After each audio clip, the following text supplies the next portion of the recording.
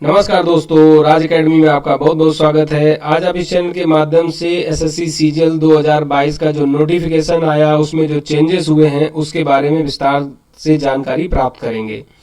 जैसा कि SSC CGL 2022 का नोटिफिकेशन 17 सितंबर को आया हुआ है और अब की बार एसएससी सीजीएल का पूरा पैटर्न ही बदल दिया गया है और उसके साथ साथ अब की बार ये भी बताया गया है कि जो वैकेंसी है वो लगभग 20,000 है।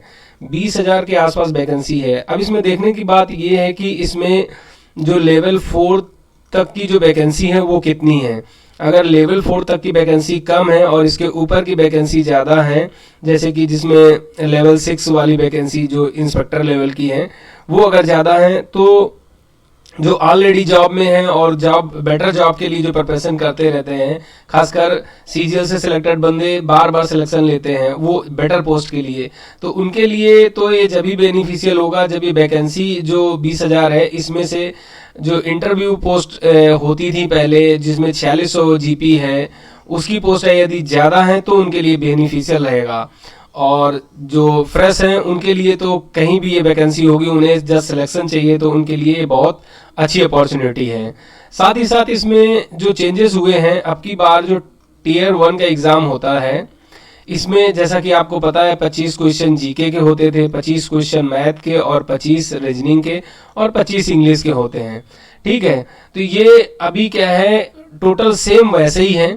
ठीक, और ये क्वालिफाइंग है। इस समय आपको जस्ट इसमें पास करना है, ये सिर्फ पास करना है। इसका मेरिट से कोई लेना देना नहीं है। जो भी मेरिट बनेगी उस लेना देना नहीं होगा। इससे क्या होगा, जस्ट आप क्वालिफाई करके टायर 2 में आप बैठने के लिए एलिजिबल हो जाएंगे। तो टायर 2 में अभी क्या किया गया है कि टायर 2 का जो एग्ज़ाम होगा इसमें क्या किया, सेक्शन वाइज कर दिया है। यहाँ पर आपको सेक्शन कर दिया है, तो सेक्शन 1 जो होगा उसमें आएगा मैथ और यहाँ पर रीजनिंग हो जाएगी। ठीक, और मैथ और रीजनिंग के क्वेश्चन कितने होंगे, 30 और 30 क्वेश्चन होंगे। एक क्वेश्चन में 3 नंबर मिलेंगे और इसमें भी 3 नंबर मिलेंगे, तो ये कितना हो गया 90 और 90। ठीक है, तो ये टोटल 180 मार्क हो गए और ये सेक्शन में आपको 1 आवर का टाइम मिलेगा। ठीक है, 1 घंटे में करना है और 180 मार्क है। नेगेटिव मार्किंग की बात करें तो इसमें एक क्वेश्चन के लिए 1 नंबर है, तो मतलब 1/3 नेगेटिव मार्किंग है। ये तो बात हो गई सेक्शन 1 की। सिमिलरली जब यहाँ सेक्शन 2 करना है तो सेक्शन 2 में दे रखा है इंग्लिश आएगा और यहाँ पर जीके हो जाएगी जो जीएस है। ठीक, जनरल स्टडी और इंग्लिश के 45 क्वेश्चन होंगे और जीएस के 25 होंगे। इसमें 3 और ये भी 3 मार्क का एक क्वेश्चन होगा, तो ये 135 हो जाएगा और ये 75 हो जाएगा। तो इस तरह से जब इसका जोड़ेंगे तो कितना आ जाएगा, 110 मार्क आ जाएंगे। नेगेटिव मार्किंग इसकी भी सेम ही रहेगी, 1/3। ये 2 सेक्शन में क्वालिफाइंग नेचर का जो एक सबसे पहले इसमें पासिंग मार्क आना जरूरी है। पासिंग मार्क के लिए क्या किया है कि इसमें जो जनरल कैटेगरी है उसको पास होने के लिए जो 30% मार्क चाहिए, जो ओबीसी है और ईडब्ल्यूएस है इसके लिए इसको 25% मार्क चाहिए सेक्शनल, और इसमें जो अदर कैटेगरी हैं ऑल अदर कैटेगरी उनके लिए 20% मार्क होने चाहिए पास होने के लिए। तो जैसे इसमें देखेंगे तो इस सेक्शन को पास करने के लिए उसे कितने मार्क चाहिए, तो 18 दूनी 36। तो यहाँ पर जो कैटेगरी का बंदा है उसे 36 मार्क पास होने के लिए सेक्शन 1 में चाहिए। इसी तरह इसमें कितने चाहिए, तो 42 मार्क पास होने के लिए चाहिए। तो ये तो यहाँ पर पासिंग मार्क दोनों के लिए सेम हो गया। इसके बाद यहाँ पर सेक्शन 3 शुरू होगा। तो सेक्शन 3 में आपको क्या करना होगा कि सेक्शन 3 कंप्यूटर का जो है उसमें कंप्यूटर बेसिक पूछा गया है। सेक्शन 3 में पहले आएगा कंप्यूटर का बेसिक और इसमें 20 क्वेश्चन होंगे और 3 नंबर का करके 60 नंबर ये दे रखे हैं, बट ये क्वालिफाइंग है, ये जुड़ेंगे नहीं। ये क्या है, जस्ट आपको पास करना है, इनको सिर्फ पास करना है, ये आपके मेरिट में नहीं जुड़ेंगे। दूसरा इसमें सेक्शन इसी का है जिसमें टाइपिंग टेस्ट होगा, टाइपिंग टेस्ट होगा। ठीक, तो इसमें क्या है, इसमें कोई मार्क नहीं लिखे हैं और ये भी आपको पास करना है। तो इस तरह से सभी को अब की बार पेपर जो टायर 2 का होगा उसी में सब कुछ कंपलसरी कर दिया है कि आपको कंप्यूटर का टेस्ट भी देना है और टाइपिंग टेस्ट सबको पास करना है।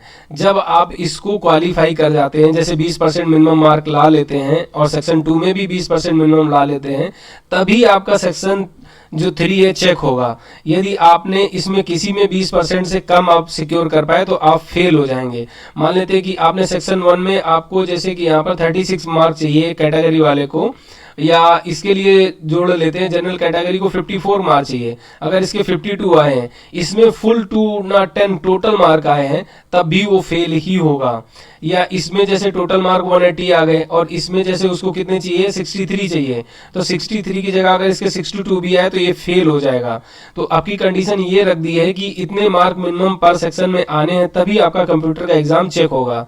उसके बाद क्या है कि कंप्यूटर में भी आपको क्वालिफाई करना कंपलसरी है। इन सब चीज़ों को जब आप कंपलसरी इनको क्वालिफाई कर लेते हैं तो टायर 2 में आप क्वालिफाई कर जाएंगे। क्वालिफाई करने के बाद में क्या होगा कि जो जेएसओ के लिए एग्जाम दे रहे होंगे तो उन्हें क्या होगा, जेएसओ के लिए जो एग्जाम दे रहे होंगे उन्हें पेपर 2 देना होगा, टायर 2 का पेपर 2 देना होगा। तो टायर 2 का पेपर 2 देंगे जो जेएसओ के लिए करेंगे, और जो डबल के एग्जाम के लिए एलिजिबल होंगे। और ये एलिजिबिलिटी सारी क्या होगी, यहाँ पर जो टायर 1 का एग्जाम आप देंगे उसमें अलग अलग कट ऑफ तीनों की बनेगी। जेएसओ के लिए अलग होगी, डबल के लिए अलग होगी और कॉमन पोस्टों के लिए अलग होगी।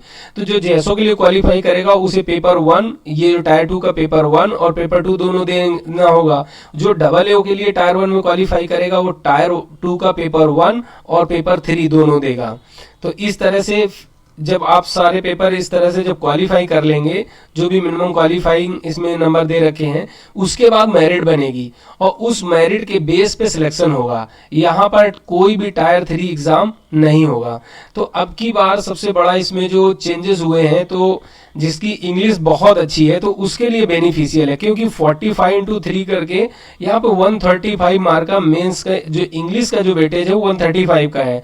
जबकि आप मैथ का देखेंगे तो मैथ का कितना बचा है, 90 मार्क का बचा है। ये आपकी मेरिट बनाने के लिए जो है, यहाँ पर आप देखेंगे तो दोनों में जो डिफरेंस है 45 मार्क का क्रिएट कर दिया है। जबकि मेंस में पहले क्या होता था, मैथ और इंग्लिश बराबर बराबर की आती थी, अभी इंग्लिश को बढ़ा दिया गया है। दूसरी चीज जो बेनिफिशियल है कि आपको रीजनिंग दे रखी है, तो जिसे मैथ आती है उसके लिए रीजनिंग काफ़ी आसान हो जाएगी। तो यहाँ पर वो 90 मार्क जो है ये कवर कर सकता है, बट उसके लिए ये जीके फिर यहाँ पर थोड़ा टफ दे रखा है। तो 75 मार्क की जो जीके है या जीएस, ये उसके लिए काफ़ी मुश्किल रहेगा। तो ओवरऑल जो टायर 1 की प्रिपरेशन है वो टायर 1 की प्रिपरेशन ना करके आपको अभी से टायर 2 की प्रिपरेशन शुरू करनी होगी, क्योंकि जो टायर 1 है वही टायर 2 में है। टोटल चारों सिलेबस जो चारों आते हैं, मैथ, रीजनिंग, जीएस और इंग्लिश, और वही आपके चारों मेंस में है। तो आप यदि मेंस की तैयारी अच्छे से करेंगे तो टायर 1 तो क्वालिफाई कर ही जाएंगे और खासकर मेंस आप बहुत अच्छा कर पाएंगे।